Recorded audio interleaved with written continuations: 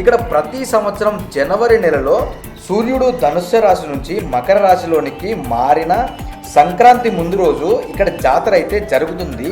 ఈ జాతర అయితే ప్రధాన ఆకర్షణ ఏంటంటే ఇక్కడ ప్రజలు ఎద్దుల బండ్లతో వచ్చి మొక్కులను అయితే సమర్పిస్తారు. ప్రతి సంవత్సరం పుష్య బహుళ పంచమి నాడు 10 రోజుల పాటు స్వామివారి కళ్యాణోత్సవం అయితే జరుగుతుంది. ఈ ఆలయ ప్రాంగణం కానీ ఈ ఆలయ పరిసరాలు కానీ చాలా అంటే చాలా ప్రశాంతంగా ఉంది. అసలు నిజంగా నాకు దర్శనం కూడా చాలా అంటే చాలా అద్భుతంగా జరిగింది. అండ్ ఇంకొకటి, మనకు రుద్రాక్ష చెట్టు నేను ఎప్పుడు చూడలేదు. సో మనకు ఆలయ ప్రాంగణంలో ఇక్కడ ఒక రుద్రాక్ష చెట్టు అయితే కనబడుతుంది మనకు. ఇది చాలా సంవత్సరాల నాటి రుద్రాక్ష చెట్టు. నేనైతే ఫస్ట్ టైం చూసాను రుద్రాక్ష చెట్టు. ఇది జాతర సమయంలో ఇక్కడ గండాలు తీరాలని చెప్పి గండ దీపం అయితే పెడతారంట దేవుడికి.